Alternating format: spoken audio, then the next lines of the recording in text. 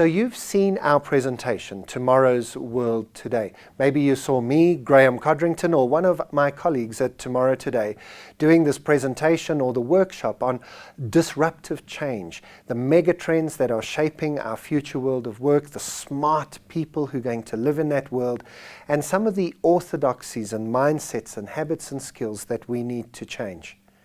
But what do you do now? How do you respond? Well, let me just suggest very quickly 3 things. We might have talked about these at the workshop, so this is just a reminder, or maybe this is something you didn't quite pick up during the presentation. 3 things for you to do. The first is, I would like you to make a list of the 3 things that you think are going to disrupt your world the most in the next few years. Your world might be your world personally as an individual, or it might be in your organization. We gave many examples in the presentation. Depending on how long we had, we gave more or less examples. But it's things like you going to live to 100, or you've got a supercomputer in your pocket, or we have got nuclear fusion on the planet now, or graphene is a wonder material. Whatever the mega trends were that you heard, which of these are the most important for you? That's a list that you shouldn't just write out once and then never look at again.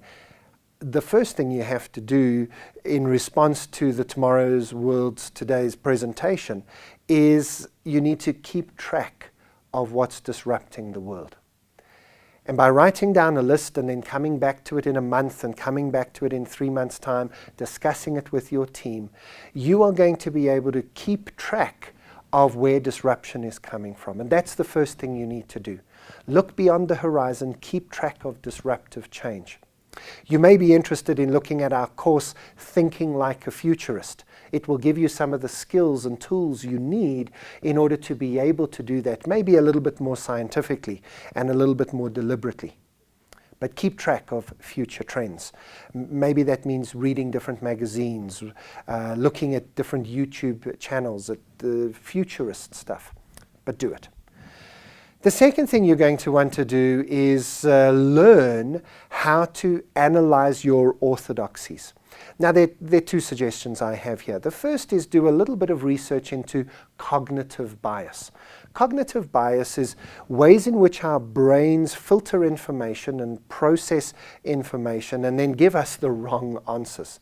We have things called the confirmation bias, which means you tend to believe things that confirm what you already believe and disbelieve things that don't, even ignore facts that disprove what you already believe.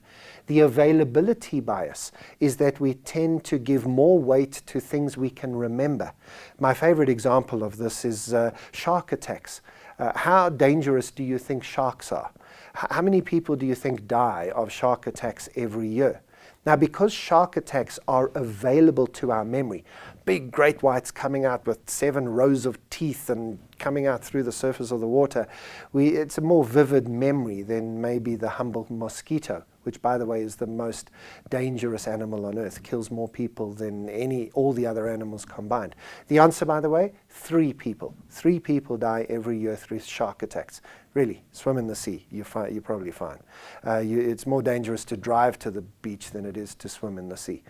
And it's availability bias. So look at cognitive bias, do some research on it, work out which biases you have and how you overcome them. There's plenty available online in that space. But the second thing you can do about orthodoxies is you can spend some time working with people to answer a simple question. It's a statement. It says this: around here we believe. Now, you need to focus that statement on something. If you're in client services, you might say something, around here we believe our customers are.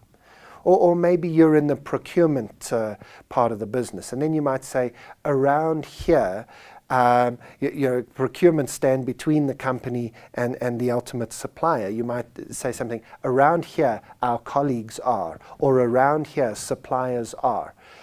Around here we believe that. You see what I'm getting at?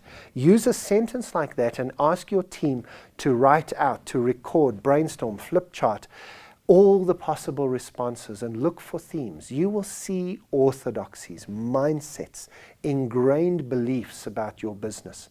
Identify which of those beliefs might limit you in your ability to change, in your ability to move towards the future. Identifying orthodoxies and bias is absolutely vital to becoming more adaptable, to facing tomorrow's world today. And finally, unlearn. Unlearn. Look at what you know, what you believe, and say, which of these things must I deliberately, consciously leave in the past? And what do I need to learn to be successful in the future? I hope that's helpful. I hope there's a few practical things for you to go and do. The final thing I would recommend is have a look at our website. Have a look here and see the Tomorrow's World Today video course that we put together. It's a great overview of all the content you've probably already heard, but maybe you want to share that with your team, maybe even just show your family, your children, your parents. It's available for you online at the price of a good business book. In fact, you know what? Change your mindset. Think of it as a business book. We wrote it, we recorded it on video with that in mind, that this would be the way you could take our content home, work through it slowly, step by step. It's an 18 video series, each video 5 or 6 minutes in length, that will take you through the content again and give you practical ways in which you can work with it and use it in your everyday work and life.